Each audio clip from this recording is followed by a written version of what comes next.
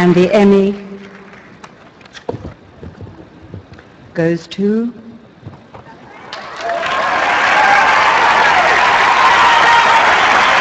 Sopranos! You know, in essence, this is a story about a gangster, and gangsters are out there taking their kids to college and taking their kids to school and putting food on their table. And hell, let's face it, if the world and this nation was run by gangsters, maybe it is.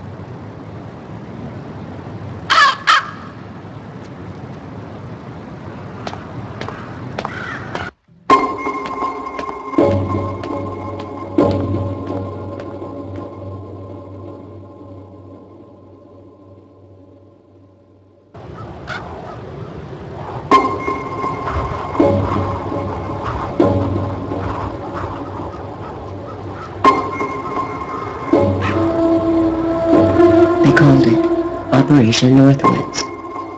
Kept secret for decades, the document was obtained by journalist James Bamford and published in his book on the National Security Agency, Body of Secrets. The author explains, in 1962, the Joint Chiefs of Staff drew up and approved what may be the most corrupt plan ever created by the U.S. government.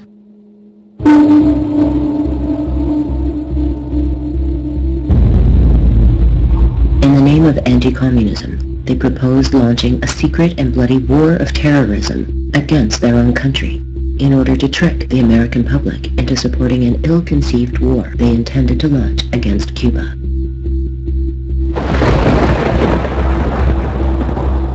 Among the suggestions, a fake hijacking involving remote-controlled planes to be blamed on Cuba, the blowing up of an American ship, also to be blamed on Cuba, and a terror campaign in Florida carried out by anti-Castro exiles, to be blamed on Cuba. The most remarkable fact about Northwoods itself was that it was approved by every single member of the Joint Chiefs of Staff, the highest-ranking military officers in the land. Only when it reached the desks of Defense Secretary Robert McNamara and President Kennedy was the plan nixed. The idea was to create a pretext to show that there was an attack by Cuba on the United States, and the idea was to have U.S. personnel from the CIA and other places secretly create terrorism in the United States. The documents actually said people would be shot on American streets, bombs would be blown up, and again, all this, the evidence would be laid to point the finger at Castro. Northwoods was a proposal for what is termed in intelligence jargon a false flag operation. For students of war, there are multiple overlapping strategies for the defeat of the enemy. The first tactic is well understood: physical violence between opposing armies. The second, far more mysterious, is Psywar. In psychological operations, the target is the mind. Not just enemy personnel or infrastructure, but the beliefs, motives, and ultimately behaviors of entire societies. Alexander the Great is credited with one of the earliest recorded examples of the military psyop. When he was forced to retreat from conquered lands, vacuums of power were left in his wake. To discourage pursuers, he advised his craftsmen to build and leave behind massive body armor, such as would befit giants. Breastplates and helmets for mythical men, 8 feet tall. The discovery of the objects would make his enemies think twice before giving chase. The 11th century warlord, Genghis Khan, used similar tactics of creative deception.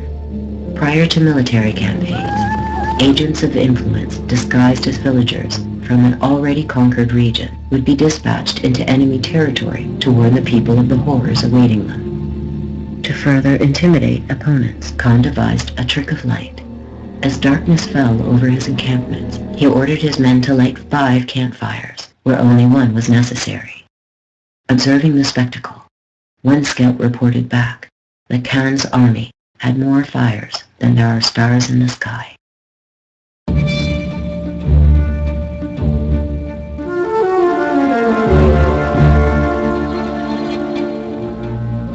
In the modern age, Psywar would evolve into an art form. President Eisenhower defined psychological warfare as anything from the singing of a beautiful anthem up to the most extraordinary kind of physical sabotage.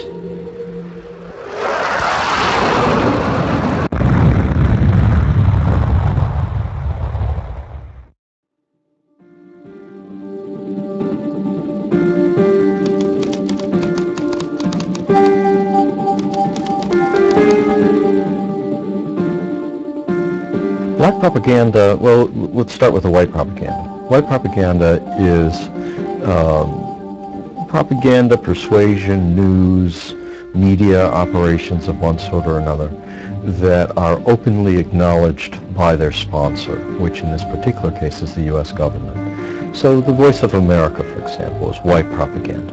Black propaganda, on the other hand, is disavowed by the agency that's sponsoring it.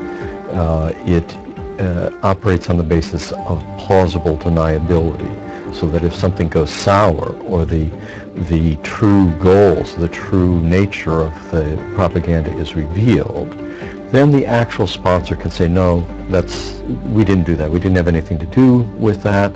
The accusations that we had something to do with it are just completely wrong. They're a fantasy, and so on. So black propaganda involves both media operations on the one hand, persuasion, publicity, but typically it will be media that poses as opposed to the sponsor in order to discredit the side that's being attacked. Let me give you an example of how that works. Suppose you're in the middle of the Cold War. There's a radio battle, and this is actually a rather benign form, comparatively, of black propaganda. There's a radio battle between East and West, and one side or the other creates a radio station that poses as being the other side's voice, and then says outlandish, stupid, provably false, or very hostile things about the first side. Okay? Well, then the first side can use that as its own propaganda by saying, see, this is the people that we're dealing with. They're completely nuts, or they're completely corrupt, or they have no integrity, or a whole range of other types of accusations. The false flag operation takes the concept of black propaganda to a murderous extreme. Secret agents carry out an act of terrorism or other outrage, which is then blamed on the enemy of choice. Oftentimes, false flags are perpetrated by what Lawrence Klein of the U.S. Army War College called a pseudo-team, individuals who are organized to impersonate enemy forces. Citing examples from the Hugh insurrection in the Philippines, the Mau Mau in Kenya, the French in Indochina, and other conflicts, Klein stresses their utility in intelligence gathering. But there are other, more important uses. In 1951, the democratically elected leader of Iran, Mohammad Mossadegh, was overthrown by the CIA and replaced by the fascist Shah. The man in charge of organizing the coup, Kermit Roosevelt, explicitly referred in his memoirs to the use of false flag operations. In the year 2000, New York Times reporter James Risen obtained a previously secret account of the coup written by CIA agent Donald Wilbur. Risen explains, in early August, the CIA, seeking to stir up anti-communist sentiment in the religious community, stepped up the pressure. Iranian operatives pretending to be communists threatened Muslim leaders with savage punishment if they opposed Mossadegh. In addition, the house of at least one prominent cleric was bombed by CIA agents posing as communists.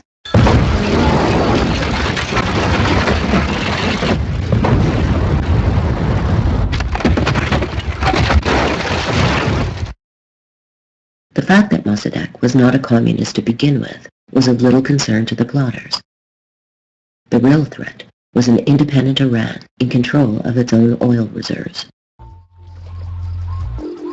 Coinciding with the false flags, mobs were paid by the CIA to riot in the streets.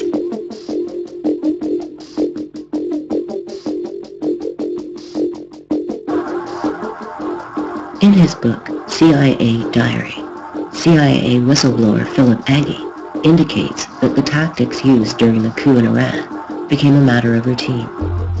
In some cases, a timely bombing by a station agent, followed by mass demonstrations, and finally, by intervention by military leaders in the name of the restoration of order and national unity is a useful course.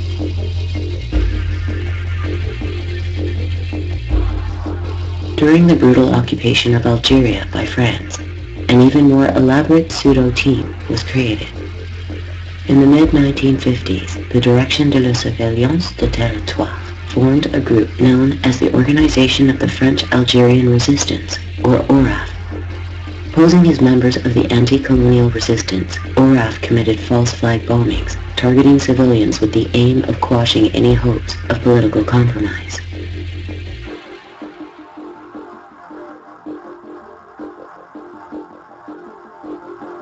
Sometimes, false flag operations fail.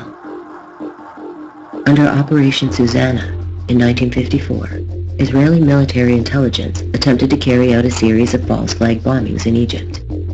The targets were to be American and British businesses and were to be blamed on the Muslim Brotherhood. According to Israeli historian Shabtai Tevet, the assignment was to undermine Western confidence in the existing Egyptian regime by generating public insecurity and actions to bring about arrests, demonstrations, and acts of revenge while totally concealing the Israeli factor. The operation was cut short before the bloodshed could begin. Conspirator Philip Nathanson was caught attempting to detonate a bomb in a British-owned theater. Israeli Defense Minister Pinhas Levin resigned over the affair. Some false flags meet with initial success, only to create blowback at a later date. During the attempted coup in Venezuela,